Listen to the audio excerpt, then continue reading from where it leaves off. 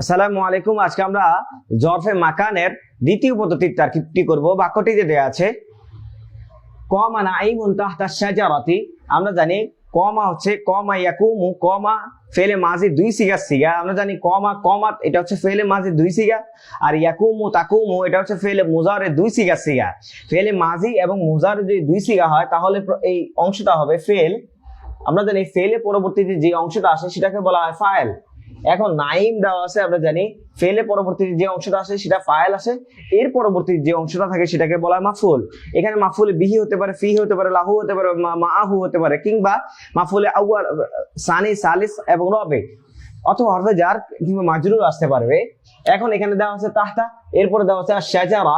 আমরা জানি এটা হচ্ছে নাকেরা, এর পরবর্তীতে আলিফ লাম যুক্ত শব্দ দেওয়া আছে, এটাকে বলা হয় মারিফা।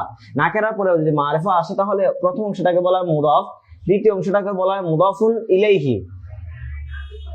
এখন আমরা জানি মুদাফ আর মুদাফ ইলাইহি মিলে মূলত হচ্ছে কি, আগে ফেল আছে, এরপরে ফাইল আছে, এখন হচ্ছে মাফুল হবে। এখন মাফুল বলতে কোন মাফুলি বিহি হবে, ফিহি হবে, না লাহু হবে, সেটা নিয়ে আমরা আলোচনা করব।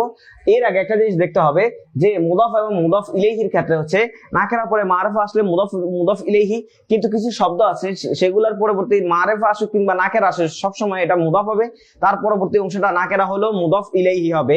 তার মধ্যে তাহতা, ওয়ারা, খালফা, আমামা, ইনদা এই শব্দগুলো হচ্ছে আমার সর্বদা মুদাফ হবে, এর পরবর্তী চাই নাকেরা হোক কিংবা মারিফা হোক এটা সর্বদা মুদাফ ইলাইহি হবে।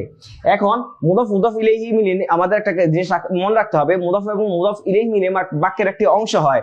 চাইটা মুক্তাদা হবে, যদি মুক্তাদার পরে আসে তাহলে খবর হবে, ফেলে পরবর্তীতে যদি আসে তাহলে ফাইল হবে, ফাইলে পরবর্তীতে যদি আসে তাহলে মাফুল বিহি কিংবা ফি অথবা লাহু মাহু যে কোনোটাই হতে পারে। যদি হরফে জারে পরবর্তীতে আসে তাহলে মুদাফ এবং মুদাফ ইলাইহি মিলে মাজরুর হবে। এখন যেহেতু তাহতা শাজারাতি দ্বারা এখানে স্থান বোঝানো হয়েছে, অর্থাৎ গাছের নিচে বোঝানো হয়েছে, তাহলে এটা হবে মাফুলে বিহি, মাফুলে ফিহি।